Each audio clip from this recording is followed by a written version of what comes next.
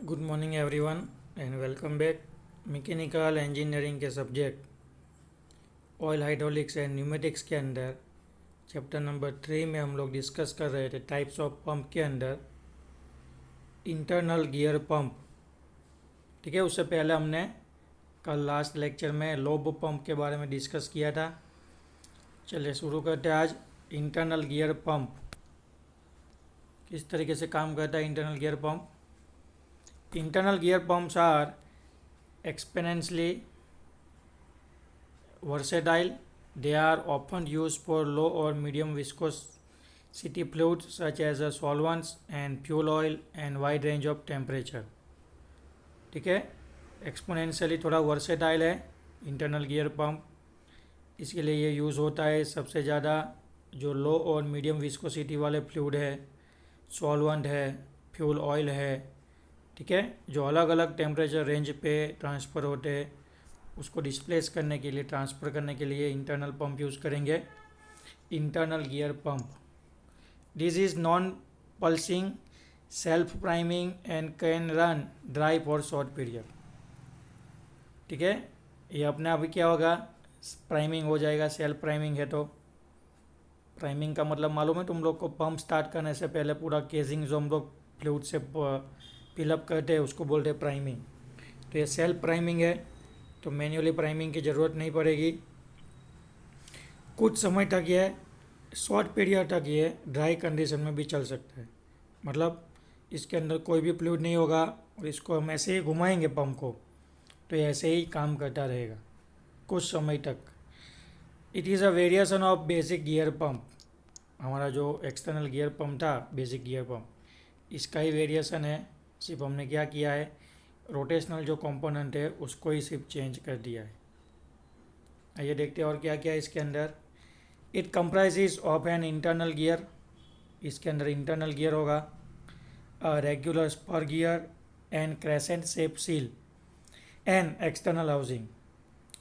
किस तरीके से बना होगा पूरा पंप, तो कि इंटरनल गियर होंगे, रेगुलर स्पर गियर होगा, क्रेसेंट शेप सील होगा लीकेज को रोकने के लिए, और बाहर पूरी बॉडी को प्रोटेक्शन देने के लिए केजिंग होगा, बोलते हैं उसको एक्सटर्नल हाउसिंग। ठीक है, डायग्राम दिया गया है, देखेंगे नीचे इसके अंदर। Liquid enter the suction pot between the rotor and idler teeth, large extension gear and small interior gear के बीच में जो स्पेस है वहाँ से लिक्विड सक्शन होगा सक्शन पॉट के through. Liquid travel through the pump between the teeth and crescent. उसके बाद लिक्विड ट्रैवल करेगा थ्रू द पंप के थ्रू वो ट्रैवल करेगा, और जो टीथ और क्रेसेंट सील है उसके बीच में वो कंप्राइज होगा। Crescent divide the liquid and act as a seal between the suction and discharge port. Crescent seal क्या करेगा, लिक्विड को डिवाइड करेगा और सील प्रोवाइड करेगा between the suction and discharge port, ताकि बैक प्रेशर के थ्रू जो भी लिक्विड है वो वापस उल्टा जाके सक्शन के थ्रू बाहर ना चला जाए, क्योंकि सक्शन पॉट से लिक्विड एंटर होगा और डिस्चार्ज पॉट से बाहर जाएगा। और बीच में जो पूरी सेंटर में असेंबली है वो क्या करेगी, तो कि फ्लूइड के ऊपर वर्क करके फ्लूइड के अंदर प्रेशर एनर्जी डेवलप करेगी। When the teeth mesh on the side opposite to the crescent seal, the fluid is pours out through the discharge port of the pump. This clearance between gear can be adjusted to accommodate high temperature, to handle high viscosity fluid, to accommodate the wear. Working दिया गया है, देखिए किस तरीके से काम करेगा। तो ये पूरा हमारा इंटरनल गियर पंप। ठीक है, ये जो आपको ऑरेंज कलर का सब दिख रहा है वो है इसका केजिंग। बाहर से जो आउटर साइड पे जो ऑरेंज कलर का कवर दिख रहा है, ठीक है, तो वो है उसका केजिंग प्रोटेक्शन के लिए।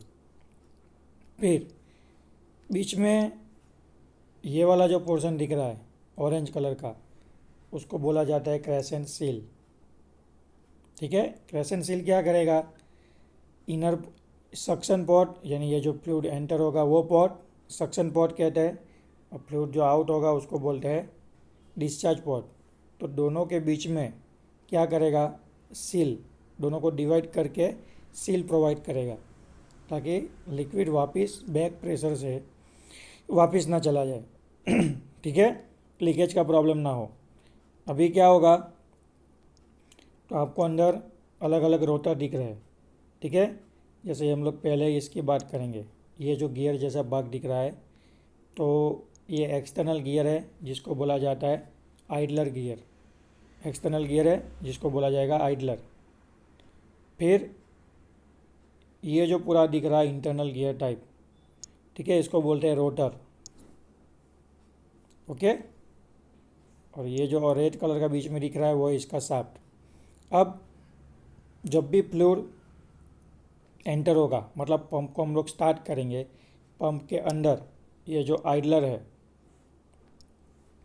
ठीक है, वो एंगेज होगा इस गियर के साथ, रोटर के साथ। तो जैसे ही पंप स्टार्ट करेंगे रोटर घूमना शुरू करेगा, उसके साथ ये जो एंगेज हुआ है आइडलर वो भी इसके साथ घूमेगा।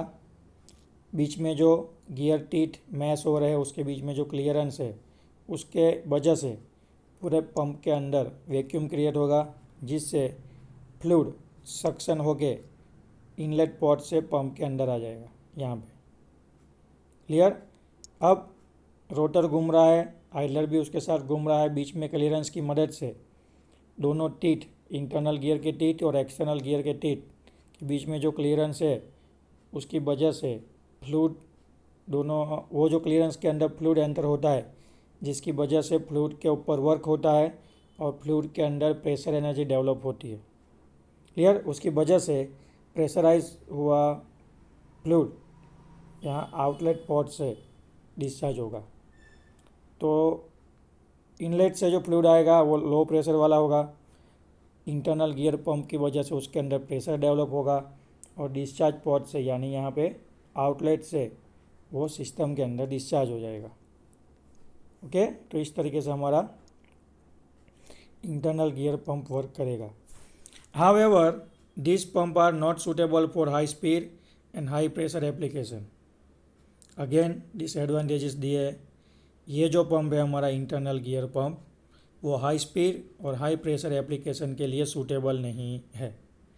ठीक है, हाई स्पीड और हाई प्रेशर के लिए हम लोग गियर पंप यूज़ करेंगे हाइड्रोलिक फ्लूइड सिस्टम के अंदर, लेकिन वहाँ पे भी हमको स्पीड तो थोड़ा कम ही मिलेगा। Only one bearing is used in a pump, therefore overhauling load on सब bearing reduce the life of the bearing. सिर्फ एक ही बियरिंग यूज़ किया है सपोर्ट के लिए, जिससे शाफ्ट के ऊपर ओवरलोड की वजह से ओवरहॉलिंग क्रिएट होगा। लोड की वजह से शाफ्ट के ऊपर ओवरहॉलिंग क्रिएट होगा और बेरिंग के ऊपर एक्सेसिव लोड लगने की वजह से, बेरिंग के ऊपर एक्सेसिव लोड लगने की वजह से बेरिंग की लाइफ क्या हो जाएगी, कम हो जाएगी। क्लियर है। चलिए उसके साथ साथ दूसरे क्लास पंप है वो भी ख़त्म ही कर लेते हैं ताकि टॉपिक आज कंप्लीट हो जाए। चलिए आगे देखते हैं। आज नेक्स्ट जो हम पंप देखने वाले हैं वो है हमारा वैन पंप। टाइटल लगाइए vane pump. In the previous topic we have studied the gear pump. This pump have a disadvantages of small leakage due to gap between the gear teeth and the pump housing. This limitation overcome in a vane pump. ऊपर जो हमने internal, lobe और external gear pump देखे, उसके अंदर हमने देखा था कि भाई पंप, रोटर, पंप के अंदर जो रोटर होता है, रोटर के अंदर गियर जो घूमते हैं, तो रोटर, गियर और टीथ के बीच में जो क्लियरेंस होता है उसकी वजह से पंप के अंदर लीकेज का प्रॉब्लम होता था। क्लियर। तो वो जो लिमिटेशन है उसको हमने क्लियर किया, उसके ऊपर वर्क किया और जो नया पंप बनाया इसको ओवरकम करके, इसको सॉल्व करके, वो है हमारा vane pump.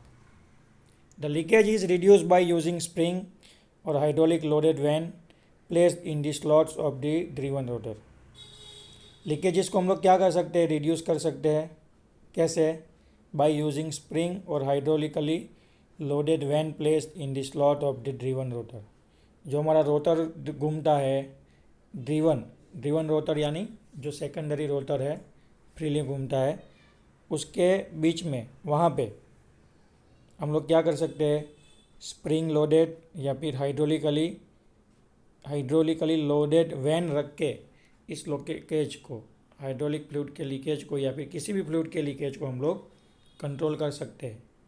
Van pump are available in a number of vane configuration including sliding vane, flexible vane, swinging vane, rolling vane and external van.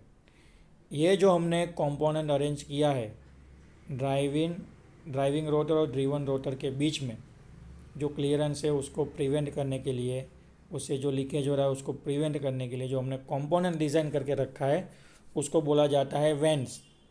उस वैन के अकॉर्डिंगली उसके जो अलग अलग कॉन्फ़िगरेशन होते हैं उसकी डिज़ाइन के अकॉर्डिंगली वैन पंप के भी अलग अलग टाइप्स होते हैं। इस कंपोनेंट को ध्यान में रखते हुए, वैन के कॉन्फ़िगरेशन को ध्यान में रखते हुए, जिसके अंदर था sliding vane, flexible vane, swinging vane, rolling vane and external vane. The operating range of this pump varies from -32 degree Celsius to 260 degree Celsius. देखिए बढ़िया काम हो रहा है। मिनिमम माइनस में 32 डिग्री सेल्सियस से लेके 260 डिग्री सेल्सियस तक की रेंज का जो भी फ्लूइड होगा उसको हम वैन पंप से इजीली डिस्चार्ज या फिर डिलीवर कर पाएंगे, उसके अंदर प्रेशर डेवलप करके। क्लियर? ये देखते हैं वर्किंग दिया गया है, कंस्ट्रक्शन दिया गया है।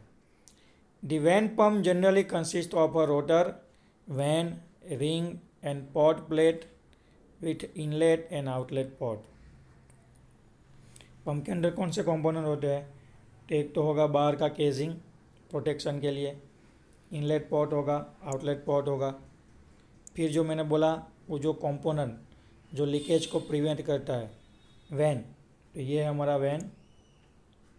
ठीक है, देख सकते हैं वैन कैसा है। उसके अंदर एक स्लाइडिंग मोमेंट है, 2 स्लाइडिंग कंपोनेंट है वैन के अंदर, रेड कलर से दिखाया गया है। ये रहे जो स्लाइड करेंगे रोटर के साथ।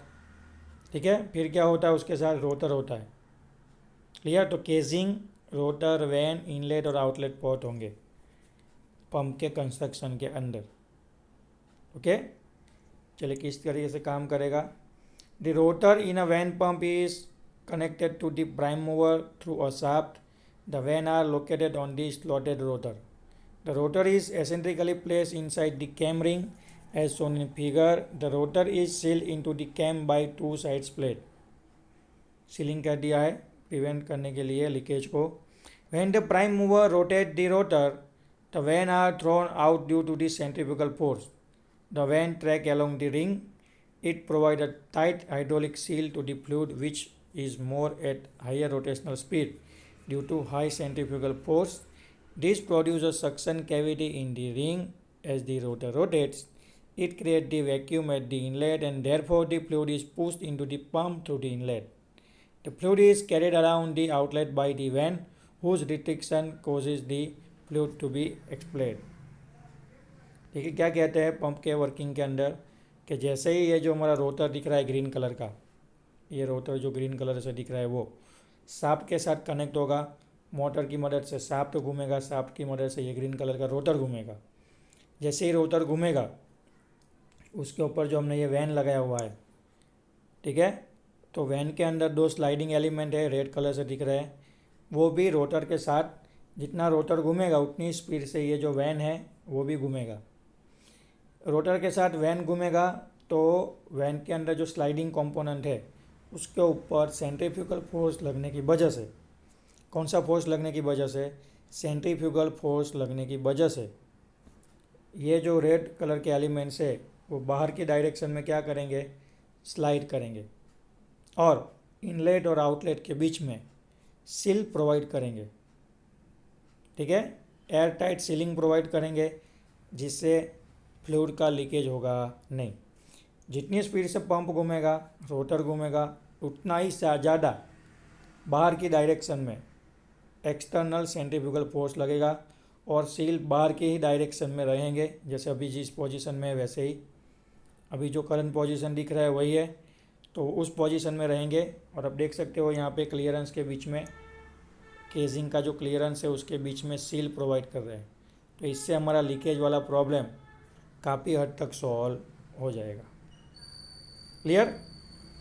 तो ये है हमारा किस पंप का एक्सप्लेनेशन, वैन पंप का स्कीमेटिक डायग्राम और उसका वर्किंग प्रिंसिपल, किस तरीके से हमारा वैन पंप है जो वर्क करेगा। सिंपल वही पंप है हमारा रोटर वाला, लेकिन जितना रोटर घूमेगा तो उसके ऊपर हमने क्या कर दिया है, सेंटर में वैन वाला एलिमेंट लगा दिया है। और वैन वाले एलिमेंट के अंदर हमने 2 स्लाइडिंग कंपोनेंट रख दिए, जो रोटर के साथ जब वैन घूमेगा तो सेंट्रीफ्यूगल फोर्स के कारण बाहर की डायरेक्शन में चले जाएंगे, और केजिंग रोटर के बीच में एयर टाइट सीलिंग प्रोवाइड करेंगे। ठीक है, ये सब चालू ही रहेगा, रोटर घूम ही रहा है, वैन भी घूम रहा है, और सेंट्रीफ्यूगल फोर्स की वजह से सीलिंग जो है वो हो जाएगा, एयर टाइट सील हो जाएगा, जिससे लीकेज प्रिवेंट होगा। क्लियरेंस के बीच में से जो लीकेज होता है वो प्रिवेंट होगा। ओके, यहाँ तक रखते हैं, वर्किंग तक। एप्लीकेशन क्या है, बाकी खूबियाँ क्या है वैन पंप की, वो हम कल नेक्स्ट लेक्चर में डिस्कस करेंगे। ओके, कौन सी उसकी कैरेक्टरिस्टिक फीचर है, एप्लीकेशन क्या है, किस तरीके से वो और इंडस्ट्री में यूज़ होता है, वो सब हम लोग डिस्कस करेंगे कल। क्लियर? डायग्राम ड्रॉ कर लेना और एक्सप्लेनेशन जो दी गई है वो नोट डाउन कर लेना। Thank you.